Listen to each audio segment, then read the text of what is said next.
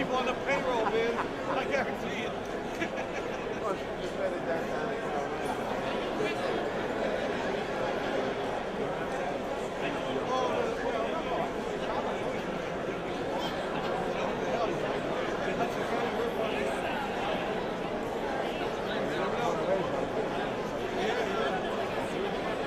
They write books.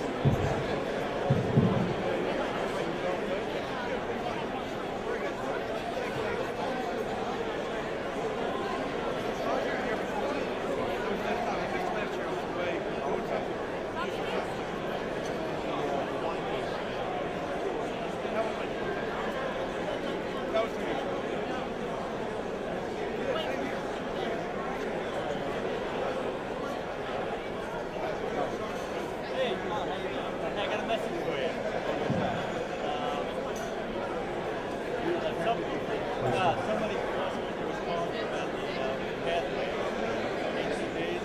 We'll take care of it.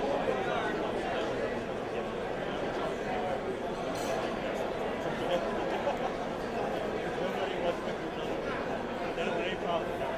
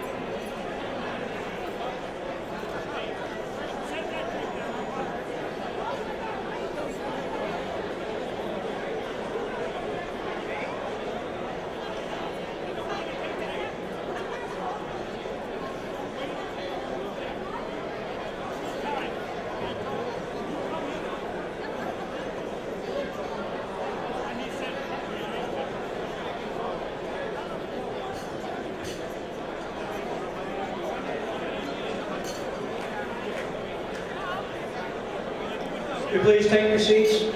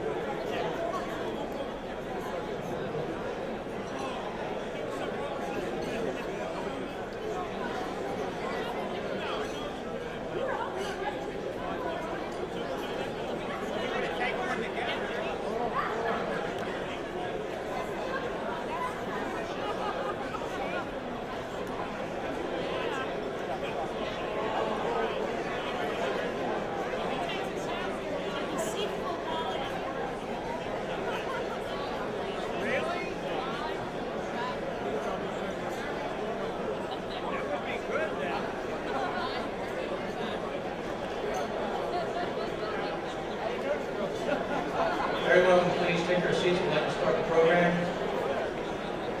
McNear's coming over.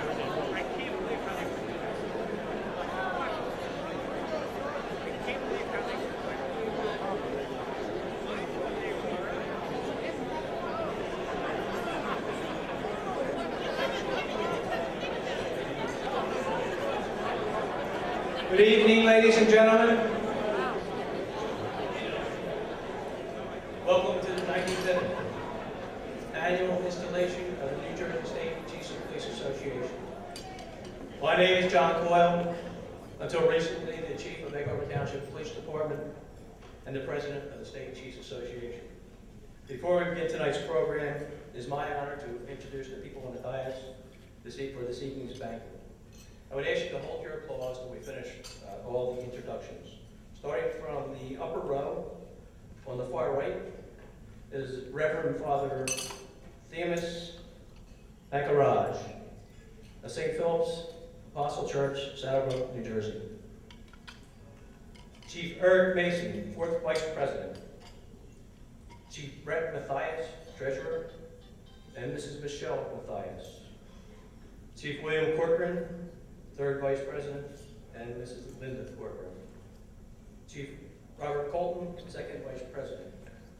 And our Chief William A. Nally, newly elected 5th Vice President. And Miss Laura Nally. And Father Donald Hummel, New Jersey SACOP Chaplain. And on the lower tier, beginning on the far right, Colonel Rick Fuentes, Superintendent of the New Jersey State Police, Dr. Sherry Scalar, Mitchell C. Scalar, Executive Director of the New Jersey State Chiefs of Police Association, Ms. Teresa Goyle, my wife, Chief Robert Kugler, President-elect, Ms. Christine Kugler,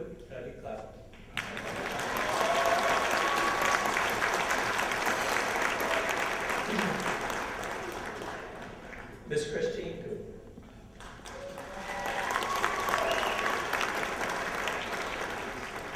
The Honorable Louis D. Arminio, Mayor of the Township of Saddlebrook. Michael Hayden, 1st Vice President. And Ms. Luann Hayden.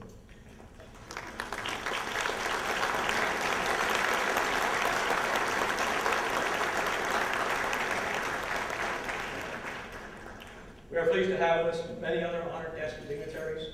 With us this evening is Mike Carroll, the IACP 3rd Vice President, and Mike is the Chief of West Goshen, Pennsylvania Police Department. Lieutenant Colonel Juan Matos of the New Jersey State Police. Lieutenant Gail Cameron, New Jersey State Police. United States Marshal James Closis. John Tuckerton, Acting SAC, Newark Office of the Federal Bureau of Investigation. Gerald McAleer, SAC in the Newark Field Office of the U.S. Drug Enforcement Administration. Union County Prosecutor Theodore Romacap, President of the New Jersey County Prosecutors Association. Morris County Sheriff Ed Rochford, President of the New Jersey Sheriff's Association. Bergen County Sheriff Leo McGuire. Council President Florence Mazer, Saddlebrook Township. Saddlebrook Township Council members John Cook, Edward Kugler, your relative,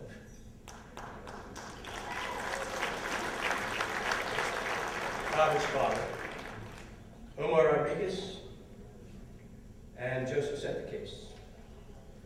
With us tonight also is Michael Madonna, President of the New Jersey State PBA. Also Ted Wieners, newly elected President of the State PBA. Retired New Jersey Police Lieutenant Colonel Michael Fedorka, and Michael was a member of the Casino Control Commission. Also we have with us Davy Jones, President, and Chris Burgess, the Vice President of the New Jersey Troopers Fraternal Organization. We also have with us tonight Pam Fisher, you told me what to say, Pam, the new Director of the New Jersey Office of Highway Safety. If I've left anybody out, I apologize.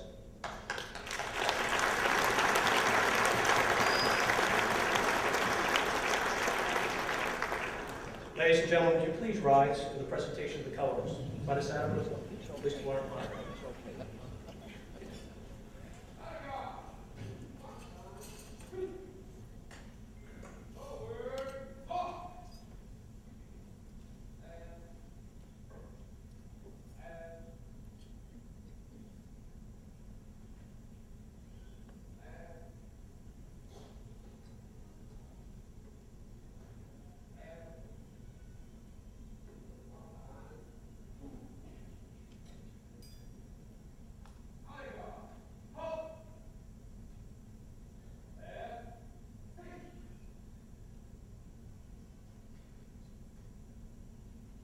invocation this evening will be delivered by Father Ronald Hummel, chaplain from the New Jersey State Association of Chiefs of Police.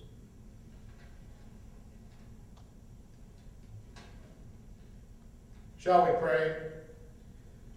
Dear good and gracious God, in the various seasons of our lives, we feel the gentle touch of your hand guiding the movements of our hearts and lives. We thank you that we can be together this night of special recognition and leadership transition. We implore you to bless with wisdom and renewed dedication our new President Robert and his board of officers. We thank you for the opportunity to manifest our gratitude for acts of selfless valor, demonstrating yet again the finest traditions of law enforcement to protect and serve. We thank you for our speakers and leaders who inspire and encourage, comfort and challenge. We commend to your loving care those who have answered their final call and paid the ultimate price, as so many of our sisters and brothers have before them. Most recently, our fire service brothers in Charleston, South Carolina.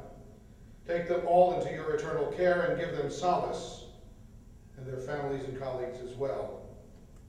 Bless this meal we share, the hands that have prepared it and serve it, and all who help us to celebrate this evening. Finally, bless all who serve and lead in law enforcement in this great state of New Jersey. Keep us ever mindful of your abiding presence with us and our families tonight and through all the days you give us. In your holy name we humbly pray. Amen. Please remain standing for our Pledge of Allegiance.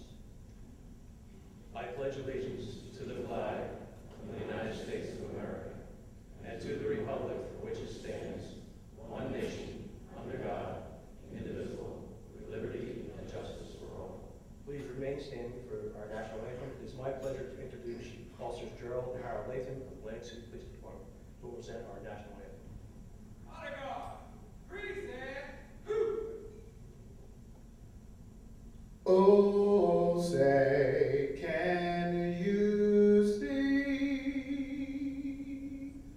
by the dawn's early light what so proudly we hailed at the twilight's last gleaming,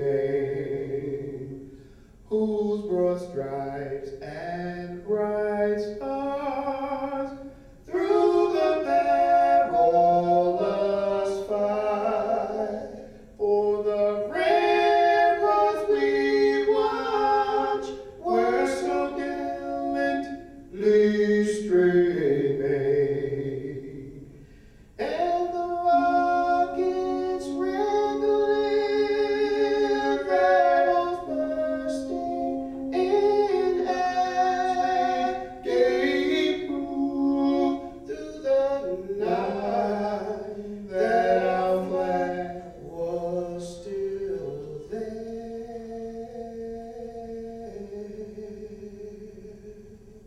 No,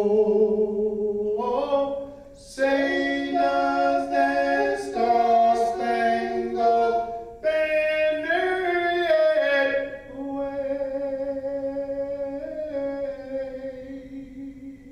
o'er the land of the free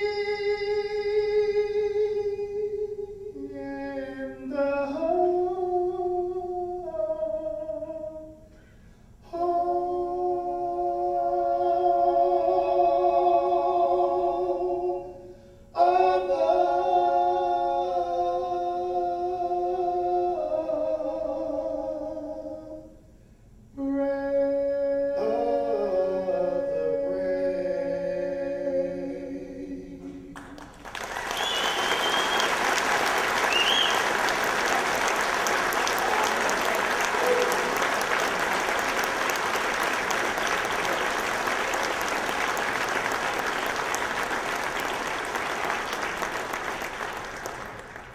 Please take your seats.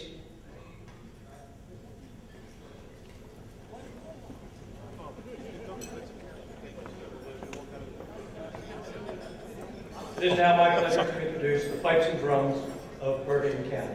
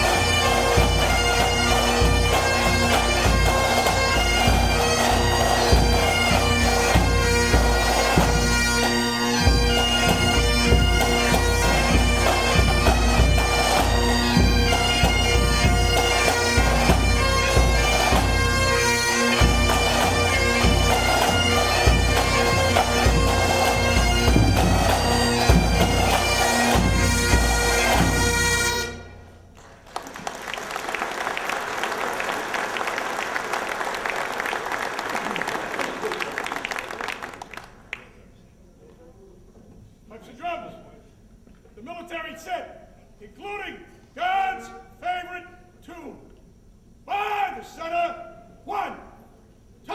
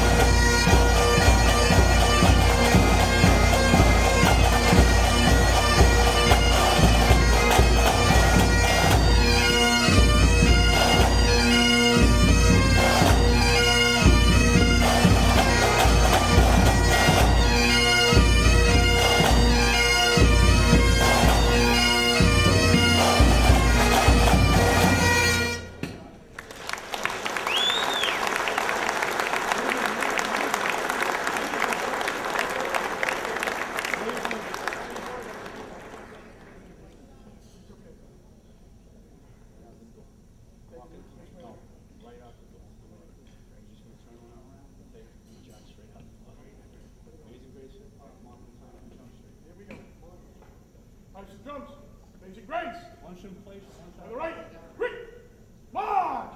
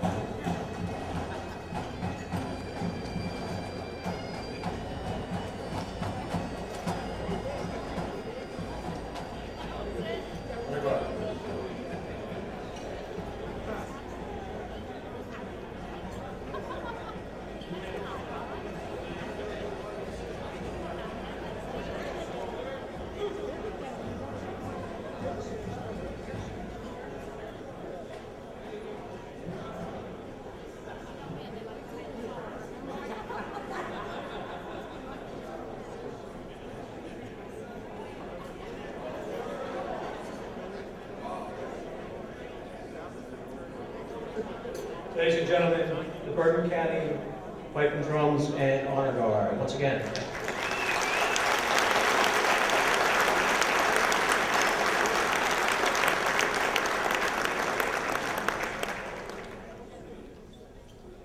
I want to correct an error I made earlier, and I demoted someone. Gail, I'm sincerely sorry for making you a lieutenant. Gail's a lieutenant colonel, but I had a conversation with Colonel Fuentes earlier, and I was confused. That's but I'm sorry. At this time, I'd like to introduce Executive Director Mitchell Scalar.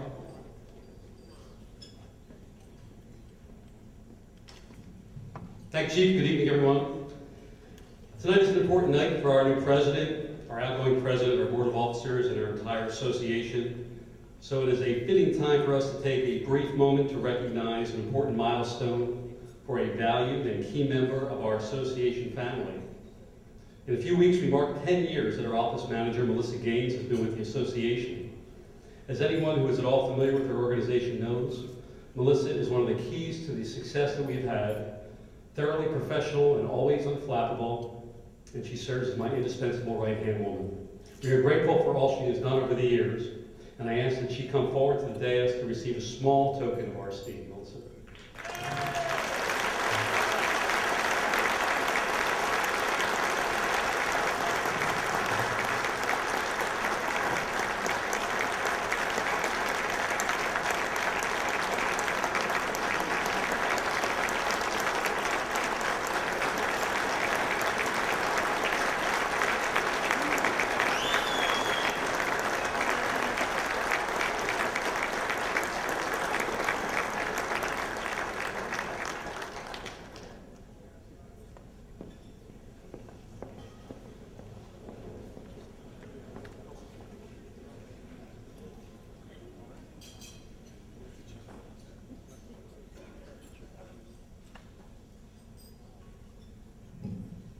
On Monday, June 2nd, 2003, Colonel Joseph R. Fuentes was selected by Governor James McGreevey to become the 14th Superintendent of the New Jersey State Police.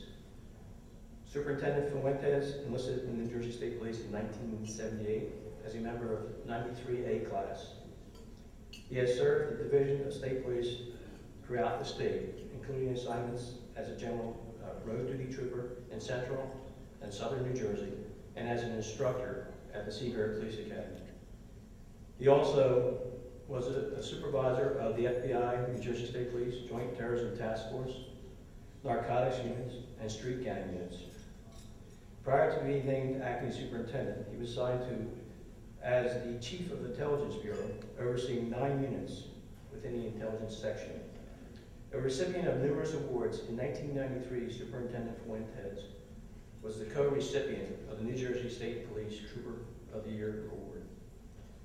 Superintendent Fuentes earned a bachelor's degree of science from Keene College in 1977, a Master of Arts in Criminal Justice from John Jay College in 1992, and a PhD in Criminal Justice from the City University of New York in 1998.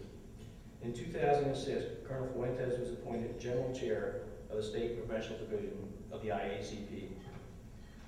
Last but certainly not least, he is also a member of the New Jersey State Association of Chiefs of Police. Ladies and gentlemen, Colonel Rick Fuentes.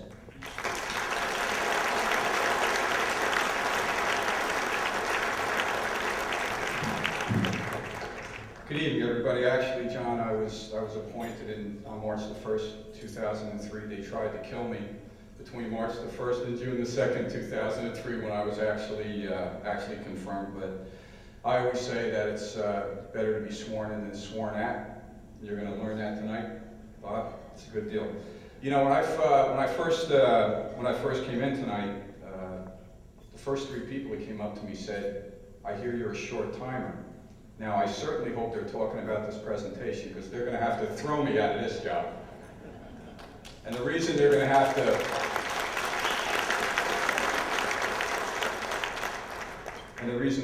throw me out of this job is because of the relationship I have, particularly with this organization. And it has been my pleasure since long before 2003 to enjoy a great relationship with the members of this organization. And John, I want to congratulate you for your term over the last year and for your outstanding tenure as a police chief, and Egg Harbor, and we've enjoyed a tremendous close relationship with your department, especially in Atlantic City International Airport, and our coordinated work together. And Bob Cooper, who was one of the first chiefs I ever met when I came up to your department during an Amber Alert, and that was when you were in an incredibly small police department building. So I was very glad to come up to when you dedicated your new police building, and it certainly is a great thing for your police department, because it is a great police department. And to the pipes and drums of Bergen County, they always do a tremendous job. I'm from Bergen County. I'm also a bagpiper. For those who don't know it or appreciate it, playing the bagpipes is a little bit like wrestling with an octopus. So anytime I see the pipers, I'm always greatly appreciative and very much interested in what they're doing. Last week, the world truly is a small place, and last week, as part of my role on the Board of Officers for IACP, I was in Istanbul, Turkey, and I had a couple of commanders over there along with me who did a lecture to about 1,000 people from 83 different countries about Operation Ceasefire, and the other commanders segued into that by talking about the ROC, our Regional Operations and Intelligence Center. And the ROC turned out to be a tremendous hit at this conference. I ended up doing a little bit of TV and a newspaper thing over there for the Turkish, or with the Turkish National Police, where we kind of talked about some of the homeland security measures that were going on in the state of New Jersey. And everybody in this room, the chiefs, can certainly be proud of that. We put an awful lot of work and coordination into bringing New Jersey where it is today. And I would match this state up against any state in the United States in terms of homeland security. And based upon what I've seen from overseas, quite frankly, almost anywhere in the world. And I think that that is certainly a compliment to this organization and to the job that the chiefs do every single day. The ROC is, and please give yourselves a round of applause. Yes, I will. As everybody knows, and we already held one chiefs meeting here, at the ROC, at the Regional Operations and Intelligence Center. That building continues to flourish beyond my expectations. We kind of rolled a lot and invested a lot into that building in representing what we believe to be the best interests of both homeland security and hometown security, because I've always felt, and I think a lot of chiefs have always felt, you know how you catch the terrorists, you know how you do good counterterrorism in this state, in this country, is be a good cop, be a good detective. Good aggressive traffic enforcement, good aggressive criminal enforcement, and you will run across that person who might have political motives for carrying out a crime. And keeping in mind that no matter where I've gone, and I saw this overseas as well last week, terrorism is viewed as a crime. And so you investigate it like a crime, you approach it as a crime, and you put those people in jail. And I'm confident that with the coordination among all the law enforcement sectors in this state, including the fire departments, that we're going to do that job for the state of New Jersey. And what's really critical in that as well is the public. And you need only to look at the Fort Dix plot to realize how important the community is in this state. We're only going to be as good in our jobs as our relations are good with the communities that we serve. That the communities trust us, they know us, and when they see something wrong, they have a friend in their police department to notify us. And that's something that's very, very important, and something that I've seen also all around the state of New Jersey. The Rock has been very busy. As you may know, we went from a northeaster to floods to the Warren Grove fire, where we lost 19,000 acres. Nature's way of kind of replenishing itself looks a little bit different from the era when you got to fight this fire on the ground. And it certainly was a very big fire. But to see that emergency management component come together in a very coordinated way. What I've always marveled at is the way that law enforcement, fire service, and emergency medical community work together in the state of New Jersey. I marveled at it during Operation Lead when this state, 113 police departments and fire departments and emergency medical services went down to New Orleans to help out in the aftermath of Katrina, and I continue to marvel at that, and I need to thank you. The analysis element, if you're a police chief in this room and you do not get the products from The Rock, you need to call The Rock. And here's the email address. This isn't a plug, this is something you need to do to be able to get the analytical products that they're working on. ROIC@gw.njsb.org. Send them an email, let them know what your point of contact is for your police department, and you will be cued in on those products. We try to make those products very forward-leaning, not just reacting to an event, but doing analysis on it and trying to project what the impact might be to people in New Jersey or people in the law enforcement community.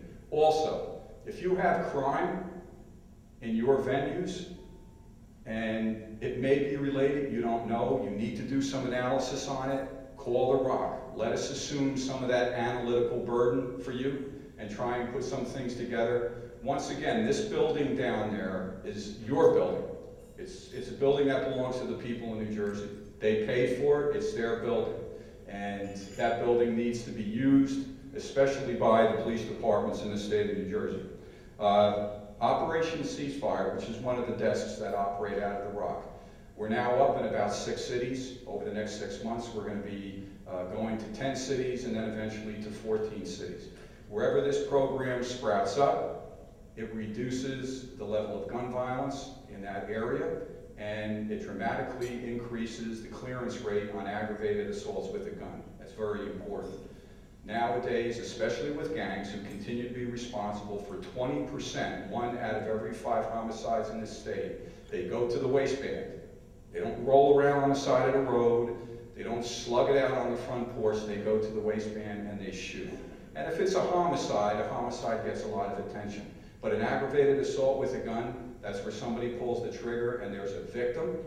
Because in these police departments, they're very, very busy with homicides or other crimes. Sometimes those crimes have gotten a short shrift. And Operation Ceasefire fills the gap and investigates those crimes like they're a homicide. In Irvington and Newark, in the ceasefire zones, the clearance rate has gone from 20% to 45 and 50%. And that has had an impact on crime, obviously, in those areas. But once again, we pair it with the community, because remember what I said about the community component. The community gets engaged in Operation Ceasefire, and when there's a shooting, the community goes out, talks to potential witnesses, helps police departments develop witnesses, maybe develop informants, but mostly they're very visible, and it's a sign from the community that they're not willing to stand when somebody pulls out a gun and pulls the trigger. If you go on the ROC website, you will see this document, and this is the last thing I'm going to say. It's the NJSP Guide to Intelligence-Led Policing. In New Jersey, we're one of the few departments in the country to have employed this. This is a top-down management philosophy that uses measures to set investigative priorities, and then uses measures to check outputs and outcomes. That's kind of the technical way to explain it. But basically what it does is we just don't go after the low-hanging fruit anymore. We just don't chase down if we have an informant that says this guy is distributing drugs. We kind of look and see where the most violent groups are, the ones that are most engaged in shootings and homicides and aggravated assaults, and we let those groups and that violence set our investigative priorities, and that's worked out very, very well for us. I'm not completely satisfied where the division is with that, so we're implementing a program to literally drag everybody from the division into this philosophy. We're having a summit in mid-July with our commanders. By the fall, we're going to be training every single trooper in the division in intelligence-led policing, which is both a collection strategy of information going into the ROC, an analytical strategy, because you don't bring in intelligence, you bring in information, you analyze it, you produce intelligence products, which is what we provide to you. Okay, so that's very, very important to have everybody trained in that. But more importantly is to offer up to the chiefs of this state to be involved in intelligence-led policing. So around the fall, we're going to develop a program that we would like to see every chief come for a training course in intelligence-led policing, and then go back to your departments and decide yourself whether this is something that you may want to implement in your department. This is very exciting stuff. Only the military has done this. Intelligence-led policing is the new revolution in policing. It's new to the police world, but it's something that works. We've test-bedded this program. It's produced some great cases for it. And I think that as a state, like we've worked together on so many things, it would be just a great idea for us to continue down that road as well. So I very much look forward to bringing that forth to this organization over the next year. As you know, Governor Corzine couldn't make it tonight. He asked me to come in his place. I picked up a letter from him today, which I would like to read. I'll be honest with you, I don't know how he has rebounded the way that he does, but if anybody in here has had a broken rib, can you imagine what it's like to have 10 and trying to come back from a double compound of your femur and a broken collarbone and a crack in your spine? He's doing the business of the state, and he's up and he's walking around. His public schedule, he's tried to keep a little bit, more in control, and dedicated himself to doing some administration, but I want you to know that he brings his regards to this organization, and he's very proud of this organization as I am. I'd like to read what he sent. Dear friends, it is my pleasure to extend warm greetings to the New Jersey State Association of Chiefs of Police and everyone gathered for its 95th anniversary and the installation of its new president, Robert J. Kugler. Since its inception in 1912, the New Jersey State Association of Chiefs of Police has represented New Jersey's law enforcement and private security executives, providing guidance in efforts to create an inclusive, accessible community for law enforcement and security professionals and its partners in the private sector. I commend the mission of the New Jersey State Association of Chiefs of Police to promote and enhance the highest ethical and professional standards in law enforcement at all levels throughout New Jersey. New Jersey has been fortunate to benefit from some of the best trained, highest class of law enforcement officers in the nation, and the New Jersey State Association of Chiefs of Police has been the driving force behind that effort. Congratulations are in order for Robert J. Kugler, the new president of the New Jersey State Association of Chiefs of Police. We all value the leadership of an individual like you. Best wishes for a most enjoyable and memorable event. It is only through the concern and commitment of individuals such as yourselves that we may hope to build a new and brighter future for all residents of New Jersey. Signed, John S. Corzine, Governor, State of New Jersey. Thank you all very much. Congratulations to John and to Bob.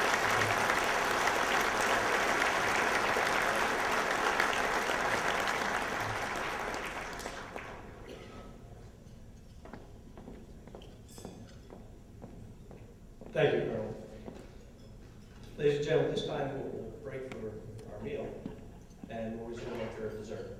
Have a good night.